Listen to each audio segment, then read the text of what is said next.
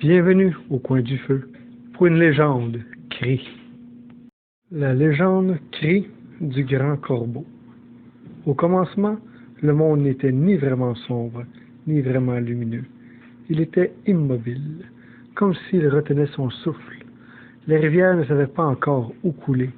Les montagnes dormaient sous la terre, et les humains n'existaient pas. Les esprits se déplaçaient librement, invisibles, et parmi eux vivait le grand corbeau. Le corbeau n'était pas un oiseau ordinaire, il était ancien, plus ancien que la mémoire des pierres. Il était à la fois créateur et farceur, sage et imprévisible. Il possédait la capacité de changer de forme, parfois un oiseau au plumage noir comme la nuit profonde, parfois l'homme aux yeux brillants d'intelligence et de malice. Un jour, le corbeau observa le monde et sentit un profond malaise. Tout était là, mais rien ne vivait vraiment. Il n'y avait pas de lumière pour guider les pas, pas de feu pour réchauffer, pas de voix humaine pour raconter les histoires.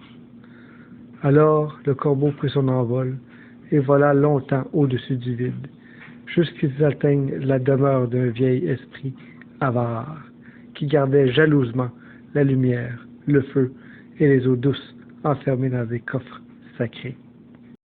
Le corbeau savait qu'il ne pouvait pas demander ces trésors, il faudrait les voler. Mais le corbeau n'était pas un voleur ordinaire, il était un trickster, un esprit rusé qui gagnait par l'intelligence plutôt que par la force.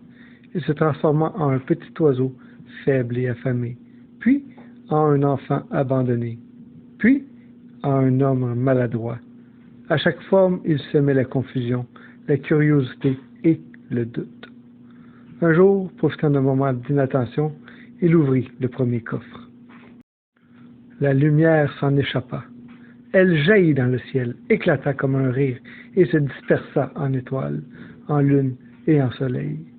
Le jour et la nuit naquirent ainsi, et le monde connut pour la première fois le rythme du temps. Mais le corbeau ne s'arrêtait pas là.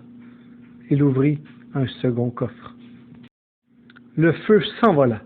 Il brûla les ailes du corbeau, noircissant à jamais son plumage.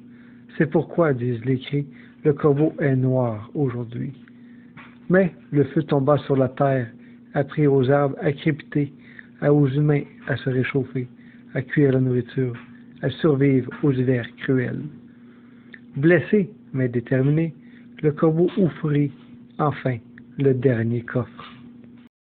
Les eaux se libérèrent, elles coulèrent sur la terre, creusèrent des rivières, formèrent des lacs, nourrirent les forêts.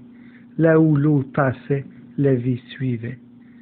Épuisé, le corbeau tomba sur la terre, nouvellement vivante. En observant les animaux naître et les plantes pousser, les saisons s'installer, il réalisa qu'il manquait encore quelque chose. Quelqu'un pour se souvenir, quelqu'un pour raconter. Alors le corbeau façonna les humains à partir de la terre et du souffle. Il leur donna la parole, mais aussi l'erreur. Il offrit l'intelligence, mais aussi la vanité. Car comme lui, il devrait apprendre en tombant. Avant de disparaître, le corbeau parla aux humains. Je vous ai donné la lumière, le feu et l'eau. Mais je vous laisse aussi mes défauts. Riez de vos erreurs, apprenez d'elles. Respectez la terre, car elle se souvient de tout. Depuis ce jour, disent les anciens cris, le corbeau observe encore. Il rit quand les humains oublient leur humilité. Il crie quand la terre souffre. Et parfois, quand un corbeau croasse longuement au lever du soleil, ce n'est pas un avertissement.